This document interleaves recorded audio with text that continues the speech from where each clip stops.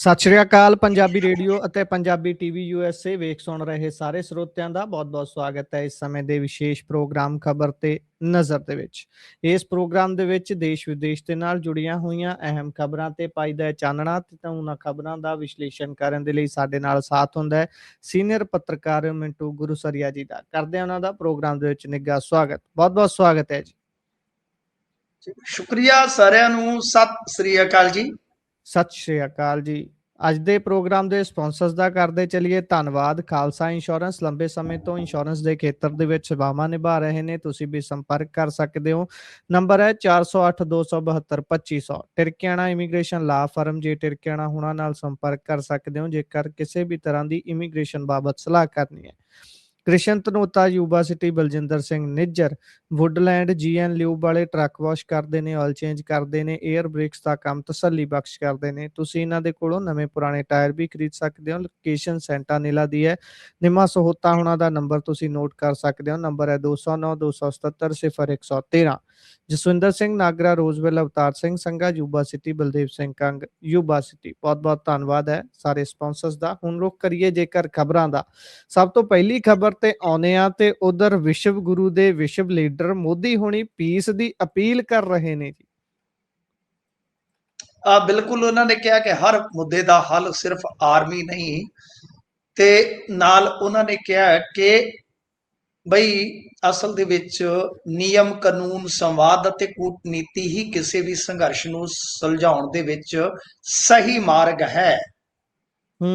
ਇਹ ਗੱਲ ਉਹਨਾਂ ਨੇ ਫਿਨਲੈਂਡ ਦੇ ਰਾਸ਼ਟਰਪਤੀ ਅਲੈਗਜ਼ੈਂਡਰ ਸਟੱਬ ਦੇ ਨਾਲ ਇੱਕ ਜੁਆਇੰਟਲੀ ਜਿਹੜੀ ਪੀਸੀ ਕੀਤੀ ਆ ਉਹਦੇ ਵਿੱਚ ਕਹੀ ਆ ਤੇ ਨਾਲ ਕਿਹਾ ਕਿ ਜੋ ਸੰਸਾਰਕ ਸੰਸਥਾਵਾਂ ਹੈ ਉਹਨਾਂ ਦਾ ਸੁਧਾਰਨਾ ਸਿਰਫ ਜ਼ਰੂਰੀ ਹੈ ਬਲਕਿ ਬਹੁਤ ਜਲਦੀ ਕਰਨਾ ਹੋਏਗਾ ਤੇ ਨਾਲ ਹੀ ਹਰ ਰੂਪ ਦੇ ਵਿੱਚ ਅੱਤਵਾਦ ਨੂੰ ਜੜ ਤੋਂ ਖਤਮ ਕਰਨਾ ਸਾਡੀ ਪ੍ਰਤੀਬੱਧਤਾ ਰਹੇਗੀ।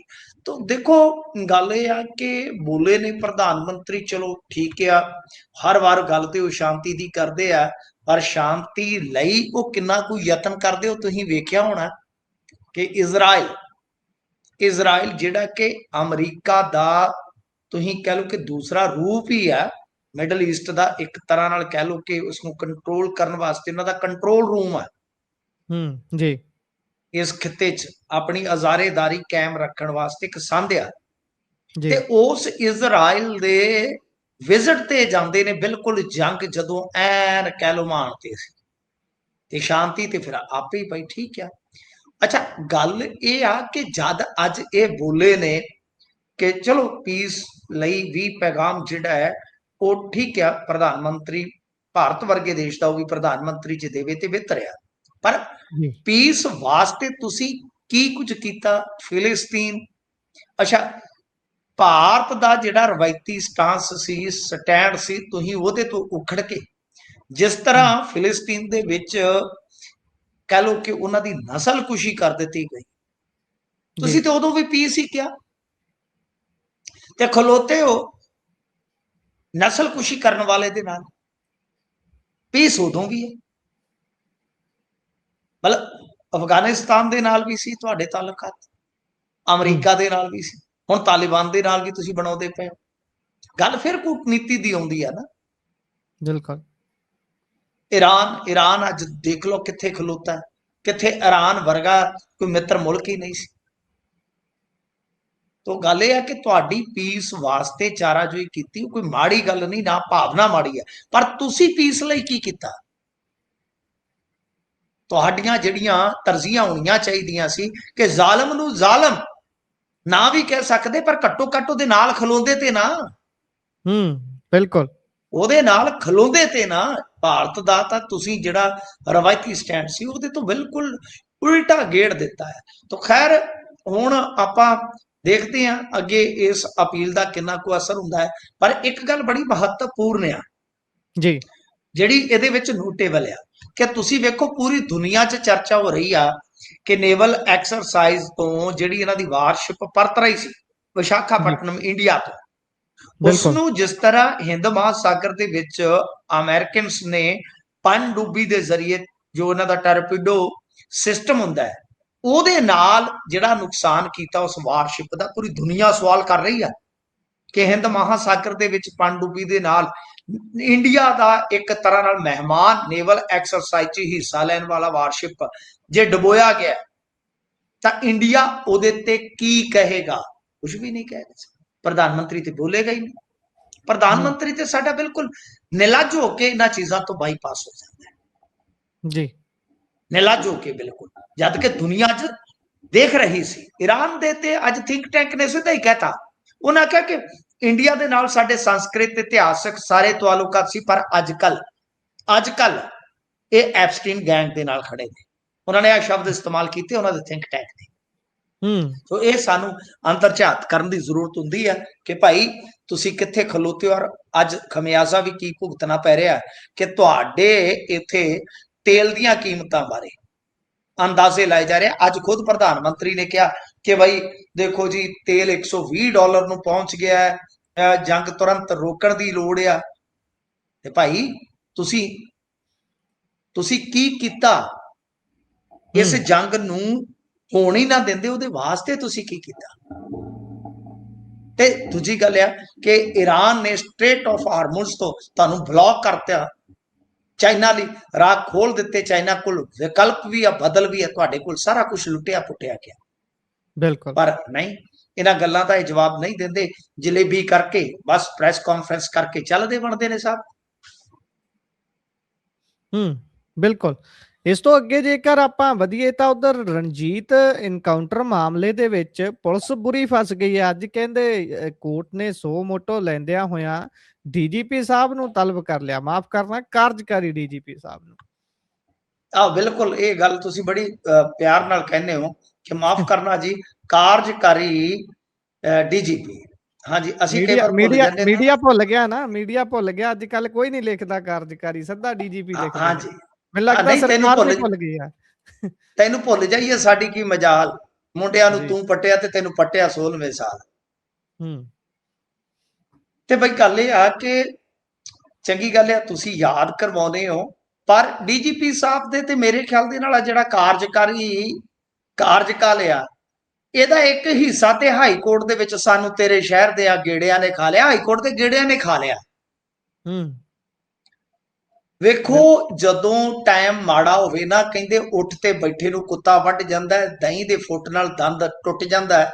ਐਸੀ ਹੀ ਹਾਲਤ ਪੰਜਾਬ ਪੁਲਿਸ ਦੀ ਆ। ਵਧੀਆ ਐਨਕਾਊਂਟਰ ਕਰੀ ਜਾਂਦੇ ਸਨ, ਆਕਾ ਬੌਸ ਇਹਨਾਂ ਦੀ ਪਿੱਠ ਥਪਥਪਾਈ ਜਾਂਦੇ ਸੀ, ਸਭ ਕੁਛ ਆ।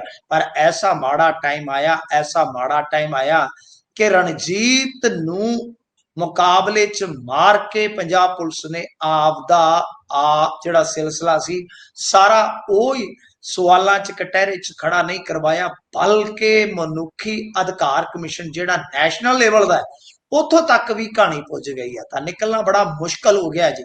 ਹਾਈ ਕੋਰਟ ਨੇ ਸਵੈ ਨੋਟਿਸ ਲਿਆ। ਕਮਾਲ ਦੀ ਗੱਲ ਹੈ ਕਿ ਅੱਜ ਹੀ ਜੇਲ੍ਹ ਇੰਟਰਵਿਊ ਦੀ ਸੁਣਵਾਈ ਹੋਣੀ ਸੀ, ਨਾਲ ਹੀ ਇਹ ਸੁਣਵਾਈ ਹੋ ਗਈ। ਅਤੇ ਇਸ ਤੋਂ ਇਲਾਵਾ ਜੇ ਤੁਸੀਂ ਵੇਖੋਗੇ, ਮ੍ਰਿਤਕ ਰਣਜੀਤ ਦੀ ਮਾਤਾ ਜਿਹੜੀ ਹੈ ਉਹ ਵੀ ਪਾਰਟੀ ਬਣ ਕੇ ਉੱਥੇ ਖਲੋ ਗਈ ਕੋਰਟ ਦੇ ਵਿੱਚ, ਝੋਲੀ ਅੱਡ ਕੇ, ਕਿ ਮੇਰੀ ਝੋਲੀ ਦੇ ਵਿੱਚ ਜਾਂ ਤੇ ਰਿਟਾਇਰਡ ਜੱਜ ਦੀ ਇਨਕੁਆਰੀ ਪਾਈ ਜਾਵੇ ਜਾਂ ਸੀਬੀਆਈ ਦੀ ਇਨਕੁਆਰੀ ਪਾਈ ਜਾਵੇ। ਕੋਰਟ ਉਹਨੂੰ ਵੀ ਕੰਸੀਡਰ ਕਰ ਰਹੀ ਆ। ਹੁਣ ਇੱਧਰ ਇੱਕ ਵਿਸਥਾਰਤ ਹਲਫਨਾਮਾ ਮੰਗਿਆ ਗਿਆ ਕਿ ਲਿਆਓ, ਔਰ ਮੂੰਹ ਜ਼ਬਾਨੀ ਕਹਿ ਲਓ ਜਾਂ ਵਰਬਲੀ ਕਹਿ ਲਓ, ਹੁਣ ਪਤਾ ਨਹੀਂ ਲਿਖਤੀ ਹੈ, ਜੋ ਮੀਡੀਆ 'ਚ ਟਿੱਪਣੀਆਂ ਆ ਰਹੀਆਂ ਤਾਂ ਉੱਥੇ ਟੁੱਟ ਕੇ ਪੈ ਗਏ। ਹਾਈ ਕੋਰਟ ਵਾਲੇ ਉਹਨਾਂ ਕਿਹਾ ਕਿ ਅਸੀਂ ਤੁਹਾਡੀਆਂ ਕਹਾਣੀਆਂ ਬਹੁਤ ਸੁਣ ਚੁੱਕੇ ਹਾਂ, ਛੱਡੋ। ਇਹ 19 ਸਾਲ ਦਾ ਬੱਚਾ ਮਰਿਆ ਜੀ, 19 ਸਾਲ ਦਾ ਬੱਚਾ ਮਰਿਆ, ਅਸੀਂ ਅੱਖਾਂ ਨਹੀਂ ਮੀਟ ਸਕਦੇ।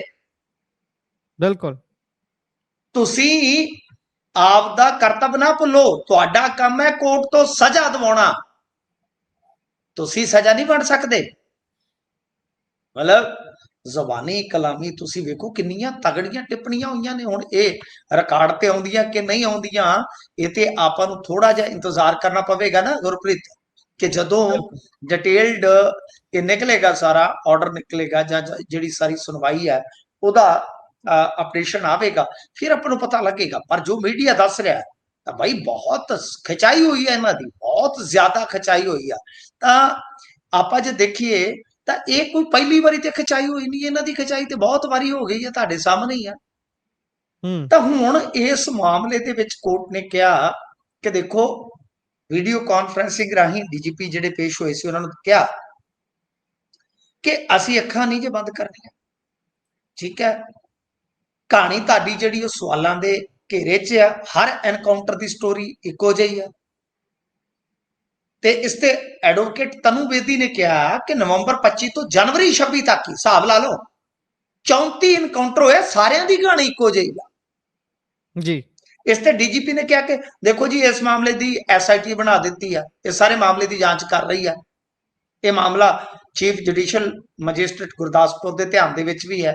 ਇਸ ਤੇ ਅਦਾਲਤ ਨੇ ਕਿਹਾ ਕਿ ਸਾਨੂੰ ਪੂਰੇ ਮਾਮਲੇ ਦੀ ਡਿਟੇਲਡ ਰਿਪੋਰਟ ਚਾਹੀਦੀ ਆ ਜੀ। ਤੇ 2 ਹਫ਼ਤਿਆਂ ਦਾ ਤੁਹਾਡੇ ਕੋਲ ਜਵਾਬ ਆ, ਲਿਆਓ, ਫਿਰ ਦੇਖਦੇ ਆ। ਮਾਮਲਾ ਬੜਾ ਗੰਭੀਰ ਆ। 18-19 ਸਾਲ ਦਾ ਬੱਚਾ, ਅਸੀਂ ਅੱਖਾਂ ਨਹੀਂ ਮੀਚ ਸਕਦੇ। 17 ਮਾਰਚ ਤੇ ਹੁਣ ਸੁਣਵਾਈ ਜਿਹੜੀ ਆ ਉਹ ਟਾਲ ਦਿੱਤੀ ਗਈ ਆ।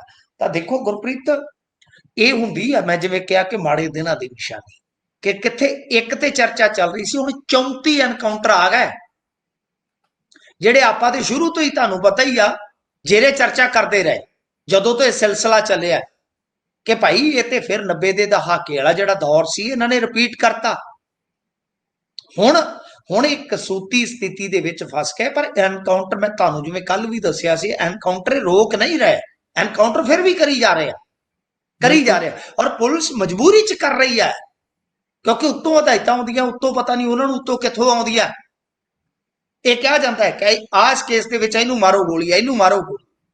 ਔਰ ਮੈਂ ਮਤਲਬ ਕਿ ਹੁਣ ਦੱਸ ਨਹੀਂ ਸਕਦਾ, ਮੈਨੂੰ ਖੁਦ 1-2 ਇਸ ਤਰ੍ਹਾਂ ਦੇ ਪੁਲਿਸ ਫੋਰਸ ਦੇ ਅਧਿਕਾਰੀ ਕਰਮਚਾਰੀ ਮਿਲੇ ਆ ਜਿਨ੍ਹਾਂ ਨੇ ਖੁਦ ਕਿਹਾ ਕਿ ਅਸੀਂ ਇਹੋ ਜਿਹੇ ਐਨਕਾਊਂਟਰ 'ਚ ਸ਼ਾਮਿਲ ਰਹੇ ਹਾਂ।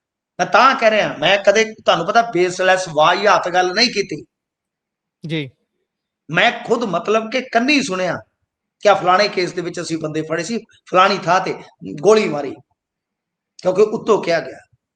ਤੋ ਖੈਰ ਦੇਖਦੇ ਆ ਇਹ ਹੁਣ ਸਿਲਸਿਲਾ ਥੰਮੀ ਦਾ ਕਦੋਂ ਆ। ਪਰ ਇਸ ਮਾਮਲੇ ਦੇ ਵਿੱਚ ਤੇ ਜੇ ਜਾਂਚ ਸੀਬੀਆਈ ਨੂੰ ਚਲੇ ਗਈ ਤੇ ਫਿਰ ਗਾਂ ਹੋਰ ਸ਼ਿਕਾਇਤਾਂ ਸ਼ਕੂਤਾਂ ਪੈ ਗਈਆਂ ਤੇ ਇਹ ਸਿਲਸਿਲਾ ਫਿਰ ਉਸੇ ਤਰ੍ਹਾਂ ਦਾ ਹੀ ਹੋ ਸਕਦਾ ਹੈ ਜਿਸ ਤਰ੍ਹਾਂ ਇਹਨਾਂ ਚਲਾਇਆ। ਤੇ ਅੱਜ ਕੱਲ ਤੁਸੀਂ ਵੇਖਦੇ ਹੋ ਨਾ ਕਿ ਕਿੰਨੇ ਕੇਸਾਂ ਦੇ ਵਿੱਚ ਹੁਣ ਬੁੱਢੇ ਬਾਰੇ ਇਹਨਾਂ ਜ਼ਾਲਮ ਵਹਿਸ਼ੀ ਪੁਲਸੀਆਂ ਨੂੰ ਸਜ਼ਾਵਾਂ ਹੋਣ ਰਹੀਆਂ ਨੇ। ਬਿਲਕੁਲ।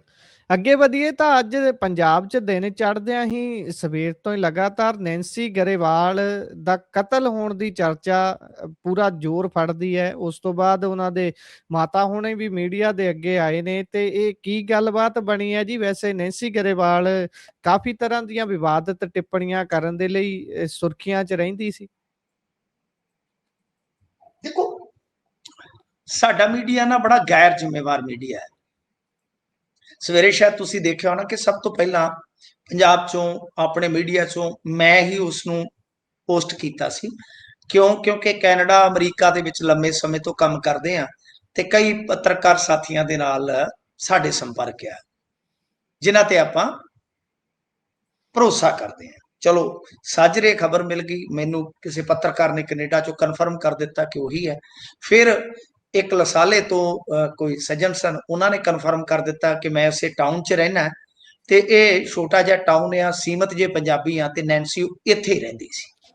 ਠੀਕ ਹੈ ਜੀ, ਇਸ ਤਰ੍ਹਾਂ ਕਨਫਰਮ ਹੋ ਗਿਆ। ਹੁਣ ਜਿਹੜੀ ਗੱਲ ਤੁਸੀਂ ਕਹੀ ਕਿ ਇਸ ਮਾਮਲੇ 'ਚ ਪਹਿਲਾਂ ਇਹ ਗੱਲ ਕਰਨੀ ਜ਼ਰੂਰੀ ਆ ਕਿ ਇੱਥੇ ਹੁਣ ਕੋਈ ਥੰਬਨੇਲ ਹੈ ਕਿ ਇਹ ਖਾਲਿਸਤਾਨੀਆਂ ਨੂੰ ਪੁੱਠਾ ਬੋਲਦੀ ਸੀ। ਨੈਂਸੀ ਦਾ ਕਤਲ ਮਤਲਬ ਅਸਿੱਧੇ ਢੰਗ ਨਾਲ ਕਿ ਸ਼ਾਇਦ ਉਹਨਾਂ ਮਾਰਤੀ ਜੀ।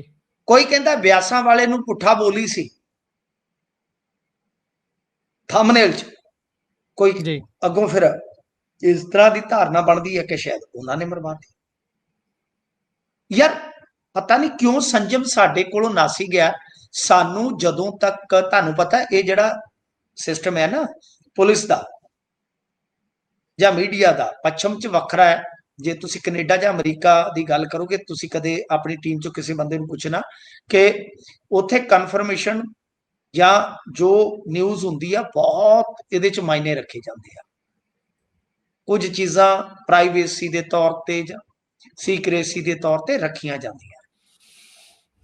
ਠੀਕ ਹੈ ਜੀ, ਹਾਲੇ ਉਹਨਾਂ ਨੇ ਕਨਫਰਮ ਹੀ ਨਹੀਂ ਕੀਤਾ ਕਿਸੇ ਪ੍ਰਕਾਰ ਦਾ कि किसने मारिया, हमलावर कौन सी, कोई हो सकता पर्सनल भी होवे, कोई हो सकता लाग डाट वाला भी होवे, क्यों किसे नू कटहरे च खड़ा करना है। रही गल नैन्सी दे बोलां दी, नैन्सी कुछ मामलों च बड़ा विभाग बोली। डेरे ब्यास वाले दे खिलाफ बोलना इत्थे वड्डे वड्डे पत्रकारां दे कह लो कि गोडे कम जांदे आ। सीधी गल कहां बई, जदों माजरा आउंदा ना कि भी एक पिंड गुरु घर तो लैके दरिया दे वहा तक बड़ा कुछ आ, असी तां मतलब कि इस बाबे दे खिलाफ, डेरे मुखी दे खिलाफ जदों तो वो रंबैक्सी वाला रौला पिया, उस तो बाद ईडी का चक्कर पिया, उदों तो बोलते रहे, शरेआम बोले। पर आम मीडिया हाउस या मीडिया कर्मचारी बोलने तो डरते हैं, पर वो बोली ये बड़ी वड्डी गल सी। पर बोलण का ढंग ते तथात्मक, वो तथात्मक तौर पर इन्नी कुछ साउंड सी कि उन्होंने ये भी नहीं पता कि डेरे दे नालों ब्यास दरिया लंघदा कि सतलुज, वो तो सतलुज कही जाती सी। यानी वो उद्यमी जी जानकारी हासिल करती, फिर वो टारगेट फुंडदी, व्यूअरशिप लैंदी, वो इस चीज की सनक सी। हुण उहदी मां जो मर्जी कही जाए, उसनों इस चीज की सनक लग गई सी। और अल्टीमेटली मैं जिन्ना भी वह सुनिया, मैं वैसे उन्होंने इग्नोर ही कर लग गया सीगा, क्योंकि इदा की भाषा तो इदा की शब्दावली ठीक नहीं होंदा। कुछ हद तक तुसी अग्रैसिव होवो, तत्ते शब्द भी बोलो, चल जाता है। वो जदों वेख्या कि यार जिहड़ा भी बंदा स्टैबलिशमेंट के उल्ट खलोंदा है, स्टेट के उल्ट खलोंदा है, वो टारगेट कर दिया, और अल्टीमेटली वो स्टेट ते झाड़ू वालियां नूं डिफेंड करती सी। अल्टीमेटली तुसी जिन्नियां मर्जी पिछले 2-3 साल दियां मतलब कि उहदियां रिकॉर्डिंगां कढ के देख लो जी, मैं जिम्मेवारी नाल कह रहा जी, बहुत जिम्मेवारी नाल। अल्टीमेटली वो भुगतदी सी झाड़ू वालियां दे हक च, भगवंत मान होरां दे हक च। ਉਹਦਾ ਇੱਕ ਵੱਡਾ ਕਾਰਨ ਸੀ ਇਹ ਆਰਟਿਸਟ ਸੀਗੀ, ਆਰਟਿਸਟ ਲਾਈਨ ਚ ਜੋਧਾਂ ਦੀ ਰਹਿਣ ਵਾਲੀ ਸੀ, ਲੁਧਿਆਣਾ ਜ਼ਿਲ੍ਹੇ ਦੀ, ਸਕੂਲਿੰਗ ਸ਼ਾਇਦ ਇਹਦੀ ਹਰਿਆਣੇ ਦੀ ਸੀ। ਇਹ ਜਦੋਂ ਆਰਟਿਸਟ ਲਾਈਨ ਚ ਸੀ, ਤੁਹਾਨੂੰ ਯਾਦ ਹੋਣਾ ਹੈ ਬਹੁਤ ਸਾਰੇ ਆਰਟਿਸਟਾਂ ਨੇ ਝਾੜੂ ਜੁਆਇਨ ਕੀਤਾ ਸੀ 2014-15 ਦੇ ਆਸ-ਪਾਸ, ਸ਼ਾਇਦ ਤੁਹਾਨੂੰ ਪਤਾ ਹੋਵੇ ਗੁਰਪ੍ਰੀਤ। ਉਹਦੇ ਚ ਸੁਖਵਿੰਦਰ ਸੁਖੀ ਕਿਸੇ ਟਾਈਮ ਦੇ 골ਡ ਮੈਡਲਿਸਟ ਸਿੰਗਰ, ਠੀਕ ਹੈ ਨਾ ਜੀ, ਵੰਗਾ ਮੇਚਣਾ ਆਈਆਂ वाले बहुत तगड़े कलाकार सी, वो तो लैके गुरप्रीत घुग्गी तक इन्ने कलाकार सी, गल ही छड़ दो। गगन अनमोल मान होरी तो बाद च आईयां ने ना, बलकार सिद्धू उन्हां टाइमां दे आए हुए सी जी, ये गल्लां बहुत पुरानियां ने गुरप्रीत जी। तो कहण दा मतलब कि उस वेले भी आ गई, ते पता नहीं किदां फिर उस तो बाद कनेडा पहुंचदी है, जिन्हां को मैं जानदा।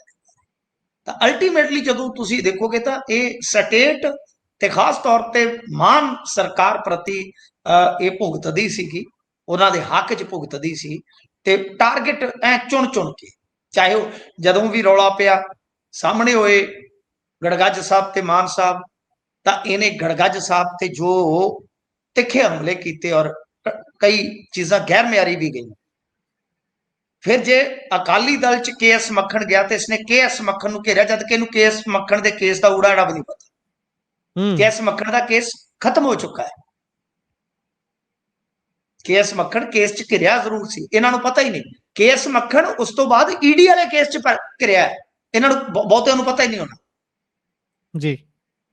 तो कहण का मतलब कि भाई ये सारा कुछ सीगा, चलो ठीक है, कतल कतल है, नहीं होना चाहिए, कतल किसी का भी माड़ा है। मैं तो कदे भी कतल नूं जस्टिफाई नहीं करता, ना ही उन्होंने ग्लोरीफाई करने वाले की मैं हमायत करदा।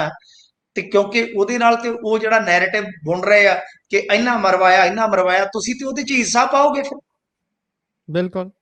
पर जो भी है मैं कहना कि ठीक है, विचारधारक आलोचना हुंदी है, साडी भी हुंदी है, असीं भी करदे हां, नुक्स विगाड़ दसे जाते हैं, एक दूजे की आलोचना मजम्मत होंगी आ, पर तुहाडा एक म्यार, तुहाडी एक हद जरूर होनी चाहिए है। नैन्सी ने तोड़ी है कई मौके ते, मैनूं उहदी मौत का दुख है, दुख इस गल्लों है कि वो एक इंसान के तौर पर शरीरक मौत मर गई है, पर जो उहदियां गल्लां दा कुछ बेहूदापन, किसी नूं मिथ के निशाने ते लेना और खास तौर पर नफरत वंडनी, ਉਹ ਚੀਜ਼ ਨੂੰ ਮੈਂ ਕਦੇ ਵੀ ਲਾਈਕ ਨਹੀਂ ਕਰਦਾ। ਔਰ ਮੈਂ ਪਹਿਲਾਂ ਪਹਿਲ ਜ਼ਰੂਰ ਸੁਣੀਆਂ ਕੁਝ ਇਹਦੀਆਂ ਸਪੀਚਸ, ਪਰ ਬਾਅਦ ਚ ਮੈਨੂੰ ਜਦੋਂ ਲੱਗਿਆ ਕਿ ਲੇਡੀ ਬਿਲਕੁਲ ਲੀਓ ਲੱਥ ਰਹੀ ਹੈ, ਉਸ ਤੋਂ ਬਾਅਦ ਮੈਂ ਤੇ ਸੁਣਿਆ ਨਹੀਂ ਗੁਰਪ੍ਰੀਤ ਦਾ ਹਾਲ ਫਿਲਹਾਲ। ਜੀ ਖੈਰ, ਇਸ ਤੋਂ ਅੱਗੇ ਜੇਕਰ ਵਧੀਏ ਤਾਂ ਉਧਰ ਅਕਾਲੀ ਦਲ ਨੇ ਰਲੇ ਹੋਣ ਦਾ ਦੋਸ਼ ਲਾਇਆ ਜੀ। ਕਿਸ ਤੇ ਲਾ ਰਹੇ ਨੇ ਇਹ ਦੋਸ਼? ਦੇਖੋ ਹੁਣ ਚੱਲ ਪਿਆ ਕੰਮ ਚੇਅਰਮੈਨੀਆਂ ਦਾ। ਚੇਅਰਮੈਨ ਬਾਈ ਚੇਅਰਮੈਨ ਲੱਗਣਾ, ਤੇ ਅੱਜ ਤੁਸੀਂ ਵੇਖੋ ਮੇਰੇ ਵਾਲ ਤੇ ਜਾਂ ਪ੍ਰੋਫਾਈਲ ਸੌਰੀ ਪੇਜ ਤੇ ਜਾ ਕੇ ਵੇਖੋਗੇ ਤਾਂ ਕਿਵੇਂ ਰੋਣ ਡਏ ਇਹਨਾਂ ਦੇ। ਇੱਕ ਦਾ ਸਵੇਰੇ ਤੜਕੇ ਫੋਨ ਆ ਗਿਆ ਮੈਨੂੰ ਗੁਰਪ੍ਰੀਤ, ਉਹ ਕਹਿੰਦਾ ਭਾਈ 20 ਲੱਖ ਰੁਪਈਆ ਮੇਰੇ ਤੋਂ ਲੈ ਗਿਆ ਇੱਕ ਵਿਧਾਇਕ ਦਾ ਬੰਦਾ, ਤੇ ਚੇਅਰਮੈਨ ਬਣਾਤਾ ਕਿਸੇ ਹੋਰ ਨੂੰ ਜਿਹਦਾ ਸਾਡੀ ਪਾਰਟੀ ਨਾਲ ਕੋਈ ਤਾਲੁਕ ਹੀ ਨਹੀਂ। ਉਲਟਾ ਉਹ ਤੇ ਖੜਕੇ ਦੜਕੇ ਵਾਲੇ ਬੰਦੇ ਆ। ਮੈਂ ਕਿਹਾ ਕੋਈ ਨਹੀਂ, ਫਿਰ ਸ਼ਾਮ ਤੱਕ ਖੜਕਾ ਦੜਕਾ ਹੋ ਜੂ, ਨਹੀਂ ਤੇਰੇ ਪਿੱਛੇ ਖੜਕਾ ਦੜਕਾ ਹੋ ਜੂ। ਲਿਆ ਭੇਜ ਰਿਕਾਰਡਿੰਗ ਜਾਂ ਭੇਜ ਆਪਦਾ ਐਫੀਡੈਵਿਟ, ਬਸ ਝਾੜੂ ਵਾਲੇ ਹੈ ਵੀ ਉਹਦਾ ਰੋਈ ਜਾਵੇ। ਸਾਡੀ ਪੱਤਰਕਾਰ ਸੁਣਦੇ ਨਹੀਂ। ਮੈਂ ਕਿਹਾ ਜਿਹੜੀ ਤੁਹਾਡੀ ਗੱਲਬਾਤ ਸੁਣਨ ਵਾਲੇ ਪੱਤਰਕਾਰ, ਉਹਨਾਂ ਨੂੰ ਟਰੋਲ ਵੀ ਤੇ ਤੁਸੀਂ ਕਰਦੇ ਜੇ, ਪੱਟ ਹੋਣੇ ਹੋ, ਗਾਲਾਂ ਵੀ ਤੇ ਤੁਸੀਂ ਕੱਢਦੇ ਹੋ, ਅਸੀਂ ਫਿਰ ਤੁਹਾਡੇ ਨਾਲ ਖੜ ਜਾਂਦੇ। ਬੜੇ ਬੇਸ਼ਰਮ ਆਦਮੀ ਆ ਅਸੀਂ ਵੀ ਕੋਈ ਗੱਲ ਨਹੀਂ, ਸਾਡੇ ਭੈਣ ਭਰਾ ਹੀ ਆ। ਉਹ ਕਹਿੰਦਾ ਸਾਡੀ ਪੱਤਰਕਾਰ ਵੀ ਨਹੀਂ ਸੁਣਦੇ। ਮੈਂ ਕਿਹਾ ਵੀ ਜਦੋਂ ਮਤਲਬ ਕਿ ਤੇਰੀ ਆਉਣੀ ਜਾਣੀ ਉੱਚਿਆਂ ਚੁਬਾਰਿਆਂ ਦੇ ਨਾਲ, ਤੇ ਫਿਰ ਬੈਠਕਾਂ ਵਾਲਿਆਂ ਨੂੰ ਕਿਉਂ ਸੁਣਨਗੇ ਜੀ? ਹਿਸਾਬ ਕਿਤਾਬ ਤਾਂ ਅੱਛਾ ਲਾਲਾ ਹੋਈ ਪਈ ਆ। ਉਹ ਤੁਸੀਂ ਵੇਖੋਗੇ ਇਧਰ ਇੱਕ ਵਿਧਾਇਕ ਦੇ ਪੀਏ ਦਾ ਪਿਓ ਹੀ ਚੇਅਰਮੈਨ ਬਣਾ ਦਿੱਤਾ, ਤੇ ਝਾੜੂ ਵਾਲੇ ਕਹਿੰਦੇ ਯਾਰ ਰੰਗ ਤੇ ਅਸੀਂ ਲਾਉਂਦੇ ਰਹਿ ਗਏ, ਹਾਕਮ ਨੇ ਰੰਗ ਕਿਸੇ ਹੋਰ ਨੂੰ ਹੀ ਲਾ ਦਿੱਤਾ। ਨਹੀਂ ਸਾਡੇ ਵਾਰੀ ਰੰਗ ਮੁੱਕਿਆ, ਹੋਲੀ ਗੈਰਾਂ ਨਾਲ ਖੇਡੀ ਤੂੰ ਬਤੇਰੀ। ਆਹ ਕੁਛ ਹੋਣ ਡਿਆ ਅੱਜ। ਤੇ ਮਤਲਬ ਕਿ ਹੁਣ ਕਈ ਥਾਈਂ ਅੱਜ ਮਾਨਸਾ ਚ ਇਲੈਕਸ਼ਨ ਕੈਂਸਲ ਹੋ ਗਿਆ। ਇਧਰ ਬੰਟੀ ਰਮਾਣਾ ਨੇ ਦੋਸ਼ ਲਾਇਆ ਕਿ ਇਹ ਰਲ ਗਏ ਆ ਜੀ ਕੁਝ ਕਾਂਗਰਸੀ ਤੇ ਜਿਹੜੇ ਆਮ ਆਦਮੀ ਪਾਰਟੀ ਵਾਲੇ, ਕੁਝ ਇਸ ਤਰ੍ਹਾਂ ਦੇ ਉਹ ਦੋਸ਼ ਲਾ ਰਹੇ ਆ। ਤਾਂ ਮਤਲਬ ਕਿ ਚੇਅਰਮੈਨੀਆਂ ਦਾ ਹੀ ਰੌਲਾ ਹੈ ਫਰੀਦਕੋਟ ਦੇ ਵਿੱਚ। ਇਹਨਾਂ ਦੇ ਰਲ ਮਿਲਣ ਤੇ ਸਵਾਲ ਖੜੇ ਕੀਤੇ ਆ। ਉਹ ਕਹਿੰਦੇ ਆ ਕਿ ਇਹ ਜਿਹੜੀ ਪ੍ਰਕਿਰਿਆ ਪੂਰੀ ਨਹੀਂ ਹੋ ਸਕੀ ਤਾਂ ਇੱਕ ਦਿਨ ਵਾਸਤੇ ਕੈਂਸਲ ਹੋਇਆ ਸਾਰਾ ਕੁਝ। ਉਹ ਕਹਿੰਦੇ ਕਿ ਚੇਅਰਮੈਨ ਤੇ ਵਾਈਸ ਚੇਅਰਮੈਨ ਦੇ ਇਲੈਕਸ਼ਨ ਵਾਸਤੇ BDPO ਦਫ਼ਤਰ ਦੇ ਵਿੱਚ ਮਤਲਬ ਕਿ ਬੈਠਕ ਬੁਲਾਈ ਗਈ ਸੀ। ਅਕਾਲੀ ਮੈਂਬਰਾਂ ਦੀ ਗੈਰ ਹਾਜ਼ਰੀ ਦੇ ਕਾਰਨ ਇਹ ਕੋਰਮ ਪੂਰਾ ਨਹੀਂ ਹੋਇਆ। ਹੁਣ ਬੰਟੀ ਰਮਾਣਾ ਨੇ ਕਿਹਾ ਕਿ ਪੰਚਾਇਤ ਸਮਿਤੀ ਦੇ ਵਿੱਚ ਕਾਂਗਰਸ ਦੇ ਕੋਲ ਜ਼ਿਆਦਾ ਮੈਂਬਰ ਹੋਣ ਦੇ ਬਾਵਜੂਦ ਉਹਨਾਂ ਨੂੰ ਵਾਈਸ ਚੇਅਰਮੈਨ ਅਹੁਦੇ ਨੂੰ ਲੈ ਕੇ ਆਮ ਆਦਮੀ ਪਾਰਟੀ ਨਾਲ ਸਮਝੌਤਾ ਕਰ ਲਿਆ। ਉਹਨਾਂ ਨੇ ਦਾਅਵਾ ਕੀਤਾ ਕਿ ਉਹਨਾਂ ਦੀ ਜਿਹੜੀ ਇਹ ਜਾਣਕਾਰੀ ਹੈ ਸੋਸ਼ਲ ਮੀਡੀਆ ਤੇ ਇੱਕ ਕਾਂਗਰਸੀ ਵਰਕਰ ਦੀ ਪੋਸਟ ਤੋਂ ਸਾਹਮਣੇ ਆਈ, ਜਿਹਦੇ ਵਿੱਚ ਲਿਖਿਆ ਗਿਆ ਕਿ ਲੱਖਾ ਭਾਊ ਨੂੰ ਵਾਈਸ ਚੇਅਰਮੈਨ ਚੁਣ ਲਿਆ ਗਿਆ। ਉਹਨਾਂ ਕਿਹਾ ਕਿ ਇਸ ਖੇਤਰ ਦੇ ਜਿਹੜੇ ਵਿਧਾਇਕ ਆ ਗੁਰਦਿੱਤ ਸੇਖੋਂ, ਉਹ ਵੀ ਉਸ ਦਰਮਿਆਨ ਮੌਜੂਦ ਸੀਗੇ ਜੀ। ਤਾਂ ਮਤਲਬ ਕੀ ਕਹਿ ਰਹੇ ਆ ਕਿ ਇਹਨਾਂ ਨੇ ਤੇ ਸੈਟਿੰਗ ਕਰ ਲਈ, ਚੇਅਰਮੈਨ ਵਾਈਸ ਚੇਅਰਮੈਨ ਵੰਡ ਲੈ। ਤਾਂ ਇਹਨਾਂ ਦੀ ਹਾਲਤ ਬਣੀ ਪਈ। ਮੈਂ ਤਾਂ ਹੀ ਕਹਿੰਦਾ ਹੁੰਦਾ ਚੇਅਰਮੈਨ ਨਹੀਂ, ਹੁਣ ਤੁਸੀਂ ਪਿਆਰ ਨਾਲ ਕਿਹਾ ਕਰੋ ਸ਼ੇਅਰਮੈਨ। ਸ਼ੇਅਰ ਹੈ ਵਿੱਚ, ਬਿਲਕੁਲ। ਇਹ ਮੈਂ ਸ਼ਬਦ ਬੜੇ ਮਤਲਬ ਕਿ ਮੈਂ ਨਵੇਂ ਸ਼ਬਦ ਦਿੰਦਾ ਰਹਿਣਾ ਮੀਡੀਆ 'ਚ। ਕਿੰਗ ਅੰਕਲ ਮੇਰਾ ਦਿੱਤਾ ਹੋਇਆ ਸ਼ਬਦ ਹੈ, ਸ਼ਾਨੇ ਸਤੌਜ ਮੇਰਾ ਦਿੱਤਾ ਹੋਇਆ ਸ਼ਬਦ ਹੈ। ਅੱਜ ਤੋਂ ਬਾਅਦ ਇੱਕ ਸ਼ਬਦ ਤੁਸੀਂ ਹੋਰ ਅਡਾਪਟ ਕਰਨਾ ਹੈ, ਚੇਅਰਮੈਨ ਨਹੀਂ ਸ਼ੇਅਰਮੈਨ, ਵਿੱਚ ਸ਼ੇਅਰ ਰੱਖੇ ਹੁੰਦੇ ਆ। ਤਾਂ ਗੱਲ ਇਹ ਆ ਕਿ ਭਾਈ ਇਹ ਸਾਰੀ ਕਹਾਣੀ ਜਿਹੜੀ ਆ ਉਲਝੀ ਪਈ ਆ। ਇਹ ਕਹਿ ਦਿੰਦੇ ਆ ਕਿ ਐਦਾਂ ਜ਼ੀਰੋ ਟੋਲਰੈਂਸ ਫਲਾਣਾ ਆ, ਤੁਹਾਡੇ ਵੇਖ ਲਓ ਬੰਦੇ ਕਿਸ ਤਰ੍ਹਾਂ ਪਿੱਟਣ ਡਏ ਆ, ਕਿਵੇਂ ਮਾਨਸਾ ਦੇ ਵਿੱਚ ਵੀ ਪੋਸਟਪੋਨ ਹੋ ਗਿਆ, ਇੱਥੇ ਵੀ। ਯਾਨੀ ਇਹ ਚੇਅਰਮੈਨ ਨਹੀਂ ਤੇ ਸ਼ੇਅਰਮੈਨ ਕਿਉਂ ਨਹੀਂ, ਦੱਸੋ ਤੇ ਸਹੀ। ਕਿਉਂਕਿ ਸ਼ੇਅਰ ਹੈ ਵਿੱਚ, ਕੋਈ ਇਧਰੋਂ ਲੈ ਗਿਆ ਸ਼ੇਅਰ, ਕੋਈ ਇਧਰੋਂ ਲੈ ਗਿਆ, ਤੇ ਸ਼ੇਅਰ ਵਗੇ ਹੱਥ ਦਸਤੀ। ਤੁਸੀਂ ਦੇਖੋ ਟਰੱਕ ਯੂਨੀਅਨ ਦਾ ਪ੍ਰਧਾਨ ਬਣਨ ਵਾਸਤੇ ਲੱਖਾਂ ਚੱਕੀ ਫਿਰਦੇ, ਕਿਉਂ ਬਈ? ਇੰਨੇ ਪੈਸੇ ਵਾਧੂ ਪਏ ਤੁਹਾਡੇ ਕੋਲ। ਸਾਡੇ ਤੇ 15 ਤਰੀਕ ਨੂੰ ਮੁੱਕ ਜਾਂਦੇ ਆ, ਮਲੰਗ ਹੋ ਜਾਈਦਾ। ਇੰਨੀ ਕਮਾਈ ਕਰੀਦੀ ਆ, ਤੁਸੀਂ 50-50 ਲੱਖ ਚੁੱਕ ਕੇ ਲੈ ਕੇ ਤੁਰ ਪੈਂਦੇ ਜੇ। ਕਿਉਂ? ਤੁਹਾਨੂੰ ਪਤਾ ਹੈ ਇੰਨਾ ਕਿ ਸ਼ੇਅਰ ਦੇਵਾਂਗੇ, ਮੁੜ ਕੇ ਸ਼ੇਅਰ ਵਗੇ ਇੰਨਾ ਕੁ ਕਮਾ ਲੈਣਗੇ। ਬਿਲਕੁਲ ਬਿਲਕੁਲ। ਇਹ ਸ਼ੇਅਰਮੈਨ ਨੇ, ਤੇ ਜਿਹੜਾ ਸ਼ੇਅਰਮੈਨ ਨਹੀਂ ਬਣਦਾ ਫਿਰ ਉਹਦੇ ਲਈ ਪੁਲਿਸ ਹੈਗੀ ਹੈ ਵੀ ਕਿੱਦਾਂ ਮਨਾਉਣਾ ਹੈ ਭਾਈ। ਇੱਧਰ ਨਕੋਦਰ ਚ ਤਾਂ ਕਹਿੰਦੇ ਵੀ ਰਾਤ ਨੂੰ ਹੀ ਬੰਦੇ ਨੂੰ ਪੁਰਾਣੇ ਚੈੱਕ ਬਾਉਂਸ ਦੇ ਵਿੱਚ 2014 ਦੇ ਕੇਸ ਦੇ ਵਿੱਚ ਅੰਦਰ ਤਾੜ ਲਿਆ, ਰਾਤ ਨੂੰ ਉਹਨੂੰ ਪੇਸ਼ ਕੀਤਾ ਸ਼ਾਮ ਨੂੰ ਅਦਾਲਤ ਦੇ ਵਿੱਚ। ਤੇ ਕਹਿੰਦੇ ਜੀ ਫਾਈਲਾਂ ਭੁੱਲ ਗਏ ਅਸੀਂ ਥਾਣੇ ਦੇ ਵਿੱਚ ਹੀ, ਮੁੜ ਕੇ ਫਾਈਲਾਂ ਲੈਣ ਗਏ ਕਹਿੰਦੇ ਜੀ ਕੋਰਟ ਨੇ ਚੱਕ ਕੇ ਉਹਨੂੰ ਜੇਲ੍ਹ ਚ ਭੇਜ ਦਿੱਤਾ। ਤੇ ਲਓ ਉਧਰ ਕਾਂਗਰਸੀ ਬਾਹਰ ਧਰਨਾ ਲਾਉਣ ਲੱਗੇ ਸੀ, ਜਿਸ ਜਗ੍ਹਾ ਤੇ ਇਕੱਠੇ ਹੋਏ ਸੀ ਉੱਥੇ ਡੀਐਸਪੀ ਸਾਹਿਬ ਆ ਕੇ ਕਹਿੰਦੇ ਕੋਈ ਪ੍ਰਧਾਨ ਕੋਈ ਐਮਐਲਏ ਕੁਛ ਨਹੀਂ ਚੱਲੂਗਾ, ਕਾਂਗਰਸ ਦੇ ਲਾਡੀ ਸ਼ੇਰਵਾਲੀਆ ਉੱਥੇ ਐਮਐਲਏ ਸਾਹਿਬ ਸੀਗੇ, ਨਹੀਂ ਕਹਿੰਦੇ ਇੱਥੋਂ ਦੌੜੋ ਗੁਰਪ੍ਰੀਤ, ਨਹੀਂ ਤਾਂ ਡਾਂਗ ਫਿਰੋ।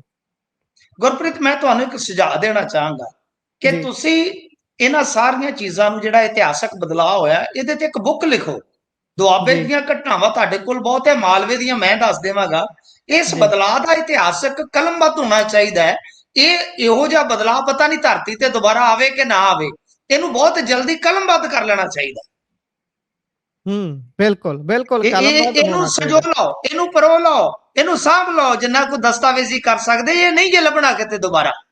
ਇਹੋ ਜੀ ਜਿਹੀਆਂ ਇਹ ਘਟਨਾਵਾਂ ਕਦੇ ਸੁਣੀਆਂ ਬਈ? ਇਹ 14 ਦਾ ਕੇਸ 13 ਦਾ ਕੱਢ ਕੇ। ਅਦਭੁਤ ਤਸਵੀਰਾਂ ਨੇ ਭਾਈ, ਇਦਾਂ ਦੇ ਰੰਗ ਲੱਭਣੇ ਕਿਤੇ। ਇਹ ਇਸੇ ਕਰਕੇ ਬਸ ਕਹਿੰਦੇ ਬਸ ਨੇ ਇਦਾਂ ਬਈ। ਹੀ ਆ, ਕਿਤੇ ਰੰਗ ਨਾ ਵਟਾਲੀ ਝੱਲੀਏ ਨਹੀਂ ਦੁਨੀਆ ਦੇ ਰੰਗ ਵੇਖ ਕੇ। ਜੀ ਬਿਲਕੁਲ। ਖੈਰ ਇਸ ਤੋਂ ਅੱਗੇ ਜੇਕਰ ਆਪਾਂ ਵਧੀਏ ਤਾਂ ਗੱਲ ਕਰਦੇ ਆ ਉਧਰ ਵਿਧਾਇਕ ਦੇ ਨੇੜੂਆਂ ਨੇ ਚੜਾਇਆ ਚੰਦ, ਕਹਿੰਦੇ ਇਹ ਚੰਨ ਚੜਾਉਣ ਲਈ ਬਣੇ ਨੇ। ਵੈਸੇ ਗੱਲਾਂ ਤਾਂ ਆਪਾਂ ਹੁਣੇ ਕਰਦੇ ਹਟੇ ਆ, ਅਗਲਾ ਕਿਹੜਾ ਚੜ ਗਿਆ? ਆਹ ਦੇਖੋ, ਇਹ ਵਿਧਾਇਕ ਚਰਚਿਤ ਰਹਿੰਦਾ ਹੈ ਤੇ ਇਹਦਾ ਅਮਲਾ ਫੈਲਾ ਤੇ ਜਿਹੜੀ ਗੱਡੀ ਇਹ ਆਪ ਇਸਤੇਮਾਲ ਕਰਦਾ, ਉਹ ਇੱਕ ਪੈਲਸ ਜਾਂਦੀ ਹੈ। 10-15 ਦਿਨ ਪਹਿਲਾਂ ਦੀ ਗੱਲ ਆ, ਹੁਣ ਗੱਲ ਬਾਹਰ ਨਿਕਲੀ। ਲੁਧਿਆਣੇ ਜ਼ਿਲ੍ਹੇ 'ਚ ਇੱਕ ਹਲਕਾ ਹੈ, ਲੁਧਿਆਣਾ ਨਹੀਂ, ਸ਼ਹਿਰੀ ਨਹੀਂ, ਬਾਹਰ ਲੁਧਿਆਣੇ ਜ਼ਿਲ੍ਹੇ ਦਾ ਇੱਕ ਹਲਕਾ ਹੈ ਜੀ। ਤੇ ਉਹਦਾ ਵਿਧਾਇਕ ਦਾ ਅਮਲਾ ਫੈਲਾ ਜਾਂਦਾ ਪਾਰਟੀ 'ਚ, ਉੱਥੇ ਚੰਗੇ ਤਿੱਤਰ ਬਟੇਰ ਜਾਂ ਜੋ ਵੀ ਬਣਿਆ ਸੀ, ਬੱਕਰਾ ਸ਼ੱਕਰਾ ਦੇੜਦੇ ਆ ਤੇ ਤੁਰਨ ਲੱਗੇ ਬੋਤਲਾਂ ਢੋ ਰਹੇ ਸੀ, ਗੱਡੀ 'ਚ ਰੱਖ ਰਹੇ ਸੀ। ਗਾ ਪੀਏ ਨੇ ਵੀ ਆਪਦਾ ਇੱਕ ਸ਼ਕੀਆ ਰੱਖਿਆ ਸੀ ਜੀ। ਉਹਨਾਂ ਨੇ ਜਦੋਂ ਵੇਖਿਆ ਵੀ ਇਹ ਬੋਤਲਾਂ ਚੁੱਕੀ ਜਾਂਦੇ, ਉਹਨਾਂ ਨੇ ਢਾ ਲਏ ਚੰਗੀ ਤਰ੍ਹਾਂ। ਉਹ ਵੀਡੀਓ ਵੀ ਮੇਰੇ ਕੋਲ ਹੈ। ਮੈਂ ਫਿਰ ਵੀ ਕਹਿ ਲਓ ਕਿ ਬੇਸ਼ਰਮ ਨਹੀਂ ਬਣਦਾ। ਇਹਨਾਂ ਨੇ ਤੇ ਸਾਡੇ ਵਿਆਹ ਦਾ, ਸਾਡੀ ਕੁੜੀ ਦੇ ਵਿਆਹ ਦਾ ਤਮਾਸ਼ਾ ਕੀਤਾ, ਮੈਂ ਫਿਰ ਵੀ ਇਹਨਾਂ ਦੀ ਇੱਜ਼ਤ ਨਿਲਾਮ ਨਹੀਂ ਕੀਤੀ। ਵੀ ਚਲੋ ਯਾਰ, ਹੋ ਜਾਂਦਾ ਕਈ ਵਾਰ, ਬੰਦਾ ਗਲਤ ਹੈ, ਥਪੜੇ ਚਾਰ ਪੈ ਗਏ ਆ, ਉਹ ਦੁਨੀਆ ਹੋਰ ਤੋਏ ਤੋਏ ਕਰੇਗੀ। ਬਹੁਤ ਪੱਤਰਕਾਰਾਂ ਨੇ ਤੁਹਾਡੇ ਵਰਗਿਆਂ ਨੇ ਵੀਡੀਓ ਮੰਗੀ ਮੈਥੋਂ, ਮੈਂ ਕਿਹਾ ਨਹੀਂ ਯਾਰ, ਮੇਰੀ ਜ਼ਮੀਰ ਨਹੀਂ ਅਲਾਉ ਕਰਦੀ। ਵੀਡੀਓ ਆ ਗਈ ਜੀ, ਉਹ ਵੀਡੀਓ ਛਾਈ ਪਈ ਆ ਪੂਰੇ ਸੋਸ਼ਲ ਮੀਡੀਆ ਤੇ, ਆ ਆ ਗਈ ਗਈ। ਹੋਏਗੀ, ਪਰ ਮੈਂ ਨਹੀਂ ਸਰਕੂਲੇਟ ਕੀਤੀ। ਬਾਏ ਗॉड, ਆਪਾਂ ਇਹ ਗੱਲ ਕਹਿੰਦੇ ਆਪਦੇ ਕੋਲ, ਮੈਂ ਨਹੀਂ ਸਰਕੂਲੇਟ ਕੀਤੀ। ਸਭ ਤੋਂ ਪਹਿਲਾਂ ਵੀਡੀਓ ਮੇਰੇ ਕੋਲ ਸੀਗੀ। ਤੋਂ ਕਹਿਣ ਦਾ ਮਤਲਬ ਇਹ ਆ ਕਿ ਤੁਸੀਂ ਇਹਨਾਂ ਦੀਆਂ ਹਰਕਤਾਂ ਵੇਖ ਲਓ ਕਿ ਬਈ ਇਹ ਕਰ ਕੀ ਰਹੇ। ਹੁਣ ਤੁਸੀਂ ਦੇਖ ਲਈ ਵੀਡੀਓ, ਤਾਂ ਉਹਦੇ ਚ ਵੀਡੀਓ ਚ ਵਿਧਾਇਕ ਦਾ ਨਾਮ ਵੀ ਲੈ ਰਹੇ ਆ। ਜੀ ਬਿਲਕੁਲ ਠੀਕ ਹੈ ਨਾ ਜੀ। ਸੋ ਇਹ ਇਹਨਾਂ ਦੀਆਂ ਹਰਕਤਾਂ ਨੇ। ਹਰਕਤਾਂ ਤੇ ਇਹੋ ਜੀਆਂ, ਮੈਂ ਤੁਹਾਨੂੰ ਕੀ ਦੱਸਾਂ, ਗੁਰੂ ਹਰਸਾਏ ਦੇ ਵਿੱਚ ਅੱਜ ਇੱਕ ਕਲੋਨੀ ਨੂੰ ਇਲੀਗਲ ਕਰਾਰ ਦਿੱਤਾ ਹੈ ਜੀ। ਠੀਕ ਹੈ ਜੀ, ਕਾਉਂਸਲ ਨੇ ਨੋਟਿਸ ਕੱਢਿਆ ਬਕਾਇਦਾ। ਤੇ ਗੁਰੂ ਹਰਸਾਏ ਦੇ ਬੱਚੇ ਨੂੰ ਪਤਾ ਹੈ ਇਸ ਗੱਲ ਦਾ ਕਿ ਉਸ ਇਲੀਗਲ ਕਲੋਨੀ ਦੇ ਵਿੱਚ ਬਈ ਪਿੱਛੇ ਕੌਣ ਖਲੋਤਾ। ਇਹਨਾਂ ਦਾ ਹੀ ਆਪਣਾ ਚੁਣਿਆ ਨੁਮਾਇੰਦਾ, ਜਿਹੜਾ ਡਿਮੋਸ਼ਨ ਦਾ ਸ਼ਿਕਾਰ ਹੋਇਆ। ਅੱਗੇ ਵੀ ਰੌਲੇ ਪਏ ਜੀ। ਤਾਂ ਤੁਸੀਂ ਹਿਸਾਬ ਲਾ ਲਓ ਕੀ ਕਰਦੇ ਫਿਰਦੇ ਯਾਰ। ਇਹੋ ਜਿਹੀਆਂ ਹਰਕਤਾਂ, 4 ਬੋਤਲਾਂ ਤੇ ਉਹੀ ਠੇਕੇ ਵਾਲਿਆਂ ਕੋਲ ਚਲੇ ਜਾਂਦੇ ਕਿ ਅਸੀਂ ਵਿਧਾਇਕ ਦੇ ਦਫ਼ਤਰ ਚ ਆਏ, ਅਗਲਾ ਕਹਿੰਦਾ ਲੈ ਜਾਓ ਯਾਰ, ਦਫਾ ਕਰੋ। ਜਿੱਥੇ ਕਦੇ ਕੋਈ ਆ ਗਿਆ, ਕੋਈ ਛੋਟਾ ਮੋਟਾ ਪੱਤਰਕਾਰ ਆ ਗਿਆ, ਕੋਈ ਆ ਗਿਆ, ਉਹਨਾਂ ਨੂੰ ਵੰਗਾਰ ਦਿੰਦੇ, ਚਲੋ 4 ਇਹਨਾਂ ਨੂੰ ਦੇ ਦਿਓ। ਇਹ ਕੋਈ ਗੱਲਾਂ ਨੇ ਯਾਰ। ਇਦਾਂ ਤੇ ਮੈਨੂੰ ਲੱਗਦਾ ਕਿ ਜੇ ਰਿਪੀਟ ਹੋ ਗਏ, ਆਂਡਿਆਂ ਦੀ ਭੁਰਜੀ ਤੋਂ ਚਪੇੜਾ ਖਾਣ ਲੱਗ ਪੈਣਗੇ। ਇਹਨਾਂ ਨੇ ਹਾਥਿਆਂ ਤੋਂ ਆਂਡਿਆਂ ਦੀ ਭੁਰਜੀ ਚੁੱਕਣ ਲੱਗ ਪੈਣਾ। ਤਾਂ ਗੱਲ ਇਹ ਆ ਕਿ ਬਈ ਟਕਾ ਕਰੋ। ਤੁਸੀਂ ਕਿੱਧਰ ਨੂੰ ਤੁਰ ਪਏ ਜੇ? ਸਮਝ ਤੋਂ ਬਾਹਰ ਹੋਈ ਪਈ ਆ ਕਹਾਣੀ। ਪਰ ਬਹੁਤ ਬੇਇੱਜ਼ਤੀ ਹੋ ਰਹੀ ਹੈ, ਬਹੁਤ ਜ਼ਲਾਲਤ ਹੋ ਰਹੀ ਹੈ ਜੀ। बिल्कुल रज के जलालत हो रही है, पर शर्म तो हमको आती नहीं, इन्हां दा वो हिसाब है। खैर उधर भाजपा ते खूब धन वर्षा हो रही है। ये तां बोतलां ਚੱਕੀ ਜਾਂਦੇ ਨੇ, उधर तां धन वर्षा ਦੇ ਮਾਮਲੇ 'ਚ ਭਾਜਪਾ ਫੱਟੇ ਚੱਕੀ ਜਾਂਦੀ ਹੈ। ਬੇਸ਼ੱਕ ਇਹ ਚੀਜ਼ਾਂ ਹੈਰਾਨ ਤੇ ਪਰੇਸ਼ਾਨ ਕਰਨ ਵਾਲੀਆਂ ਵੀ ਨੇ ਵੀ ਜਦੋਂ ਇੰਨਾ ਜ਼ਿਆਦਾ ਗੈਪ ਪੈ ਜਾਊਗਾ ਪੈਸੇ ਦੇ ਪੱਖੋਂ ਪਾਰਟੀਆਂ ਦੇ ਅੰਦਰ, ਤਾਂ ਫਿਰ ਫ੍ਰੀ ਐਂਡ ਫੇਅਰ ਇਲੈਕਸ਼ਨ ਦਾ ਵੀ ਆਪਾਂ ਜਿਹੜਾ ਸੁਪਨਾ ਦੇਖਦੇ ਆ, ਉਹ ਸੁਪਨਾ ਹੀ ਰਹਿ ਜਾਊਗਾ। ਕਿਉਂਕਿ ਇੱਕ ਬੰਦਾ ਪਾਣੀ ਵਾਂਗੂ ਬਹਾ ਸਕਦਾ ਤੇ ਦੂਜਾ ਬੰਦਾ ਪੋਸਟਰ ਲਾਉਣ ਜੋਗੇ ਵੀ ਨਾ ਇਕੱਠੇ ਕਰ ਸਕੇ, ਤਾਂ ਫਿਰ ਫ੍ਰੀ ਐਂਡ ਫੇਅਰ ਤਾਂ ਬਣੀ ਨਹੀਂ ਨਾ ਗੱਲ। ਹਾਂਜੀ ਬਿਲਕੁਲ। Association for democratic reforms ADR the report ਹੈ ਕਿ 24-25 ਦੇ ਦੌਰਾਨ ਨੈਸ਼ਨਲ ਪਾਰਟੀਆਂ ਨੂੰ ਜੋ ਚੰਦਾ ਮਿਲਿਆ ਹੈ, ਉਹਦੇ ਮੁਤਾਬਕ ਕੁੱਲ ਆਮਦਨ ਭਾਜਪਾ ਦੀ 6769 ਕਰੋੜ ਰਹੀ ਹੈ, ਜੋ 6 ਕੌਮੀ ਪਾਰਟੀਆਂ ਦੀ ਇਨਕਮ ਦਾ 85% ਹੈ। ਤਾਂ ਮਤਲਬ ਵੀ ਕਾਂਗਰਸ ਤੋਂ ਵੀ ਕਰੀਬ 7 ਗੁਣਾ ਵਧੇਰੇ ਆ। ਕਾਂਗਰਸ ਤੋਂ 7 ਗੁਣਾ, ਕਿਉਂਕਿ ਕਾਂਗਰਸ ਨੂੰ ਸ਼ਾਇਦ 918 ਕਰੋੜ ਰੁਪਈਆ ਹੈ। ਤੇ ਆਮ ਆਦਮੀ ਪਾਰਟੀ ਜਿਹੜੀ ਨੈਸ਼ਨਲ ਪਾਰਟੀ ਹੈ, ਨਵੀਂ ਬਣੀ ਹੈ, ਇਹਨਾਂ ਨੂੰ 39 ਕਰੋੜ। ਤਾਂ ਕਹਿਣ ਦਾ ਮਤਲਬ ਇਹ ਹੈ ਕਿ ਬਿਲਕੁਲ ਤੁਹਾਡੀ ਰਾਏ ਦੇ ਨਾਲ, ਮੈਂ ਤੁਹਾਡੀ ਗੱਲ ਦੇ ਨਾਲ ਮੈਂ ਬਿਲਕੁਲ ਸਹਿਮਤ ਹਾਂ ਕਿ ਜਦੋਂ ਇੱਕ ਪਾਰਟੀ ਚੰਦੇ ਬੰਦੇ ਦੇ ਨਾਮ ਤੇ ਇੰਨੀ ਸਟਰੋਂਗ ਆ ਕਿ ਉਹ ਆਪਦੇ ਕੈਂਡੀਡੇਟ ਨੂੰ ਆਸਾਨੀ ਨਾਲ 5-10 ਕਰੋੜ ਰੁਪਈਆ ਦੇ ਸਕਦੀ ਹੈ, ਕਿਸੇ ਨੂੰ ਬਿਠਾਉਣਾ ਹੋਵੇ ਆਰਾਮ ਨਾਲ 50 ਲੱਖ 60 ਲੱਖ ਦੇ ਸਕਦੀ ਹੈ। ਤਾਂ ਮਤਲਬ ਕਿ ਉਹਦੇ ਕੋਲ ਜਦੋਂ ਸਰਮਾਇਆ ਇੰਨਾ, ਤਾਂ ਦੂਜੀਆਂ ਪਾਰਟੀਆਂ ਸਾਹਮਣੇ ਲੜਾਈ ਲੜ। ਪਰ ਇਹਦੇ ਚ ਇੱਕ ਗੱਲ ਹੋਰ ਹੈ ਕਿ ਜਦੋਂ ਕੇਂਦਰ ਚ ਜਾਂ ਕਿਸੇ ਪ੍ਰਦੇਸ਼ ਦੇ ਵਿੱਚ ਸੱਤਾ ਚ ਹੈ, ਤਾਂ ਬਿਹਾਰ ਦਾ ਤੁਸੀਂ ਨਮੂਨਾ ਭੁੱਲ ਨਹੀਂ ਸਕਦੇ ਗੁਰਪ੍ਰੀਤ, ਕਿ ਕੋਡ ਆਫ ਕੰਡਕਟ ਦੇ ਦੌਰਾਨ ਉਹਨਾਂ ਨੇ 15,000 ਕਰੋੜ ਰੁਪਈਆ ਡਾਇਰੈਕਟ ਬੈਨੀਫਿਟਸ ਦੇ ਰੂਪ ਦੇ ਵਿੱਚ ਬੈਨੀਫੀਸ਼ੀਅਰੀਜ਼ ਜਿਹੜੇ ਸੀ ਉਹਨਾਂ ਦੇ ਅਕਾਊਂਟ 'ਚ ਟ੍ਰਾਂਸਫਰ ਕੀਤੇ। ਬਿਲਕੁਲ। ਤਾਂ ਉਹ ਕਿੱਥੇ ਤੁਸੀਂ ਦੂਜੇ ਵਿਰੋਧੀ ਨੂੰ ਠਹਿਰਨ ਦਿਓਗੇ, ਕਿਉਂਕਿ ਪੈਸਾ ਲੋਕਾਂ ਦਾ, ਯਾਨੀ ਪਾਰਟੀ ਕੋਲ ਚੰਦਾ ਵੀ ਹੈ ਤੇ ਪਾਰਟੀ ਦੇ ਕੋਲ ਖਜ਼ਾਨਿਆਂ ਦੀਆਂ ਚਾਬੀਆਂ ਵੀ ਆ। ਤਾਂ ਕਿਵੇਂ ਉਹ ਚੋਣਾਂ ਹਾਰਨਗੇ? ਤੇ ਮੈਂ ਤੁਹਾਨੂੰ ਵਾਰ-ਵਾਰ ਕਹਿਣਾ ਕਿ ਭਾਜਪਾ ਨੂੰ ਹਰਾਉਣਾ ਸਰ, ਮੈਨੂੰ ਲੱਗਦਾ ਹੈ ਕਿ ਬਹੁਤ ਵੱਡਾ ਸੁਪਨਾ ਹੋ ਗਿਆ। ਸੁਪਨਾ ਹੋ ਗਈ ਪਾਲੀਏ ਮਿਲਨੋਂ ਵੀ ਰਹਿ ਗਈ ਨੇ, ਤਾਂ ਬਈ ਸੁਪਨਾ ਹੋ ਗਿਆ ਸਿਸਟਮ, ਬਈ ਕਿਵੇਂ ਹਾਰਨਗੇ? ਮੋਦੀ ਆ ਜਾਵੇ, ਯੋਗੀ ਆ ਜਾਵੇ, ਕੋਈ ਹੋਰ ਆ ਜਾਵੇ, ਰੋਗੀ ਆ ਜਾਵੇ, ਸੋਗੀ ਆ ਜਾਵੇ, ਕੋਈ ਆ ਜਾਵੇ, ਡਸਨਟ ਮੈਟਰ, ਪਰ ਇਸ ਇਕੋਸਿਸਟਮ ਨੂੰ ਹਰਾਓਗੇ ਕਿਦਾਂ? ਬਿਲਕੁਲ ਬਿਲਕੁਲ, ਇਹ ਇੱਕ ਚੱਕਰਵਿਊ ਐਸਾ ਵਿਛ ਚੁੱਕਾ ਹੈ ਵੀ ਜਿਹਨੂੰ ਭੇਦਣਾ ਹੁਣ ਬਾਹਲਾ ਔਖਾ ਕੰਮ ਹੈ। ਖੈਰ, ਇਸੇ ਦੇ ਨਾਲ ਪ੍ਰੋਗਰਾਮ ਦਾ ਸਮਾਂ ਇੱਥੇ ਹੀ ਸਮਾਪਤ ਹੁੰਦਾ ਹੈ। ਤੁਸੀਂ ਜੁੜੇ ਜਾਣਕਾਰੀਆਂ ਸਾਂਝੀਆਂ ਕੀਤੀਆਂ, ਬਹੁਤ ਬਹੁਤ ਧੰਨਵਾਦ ਜੀ। ਧੰਨਵਾਦ ਜੀ।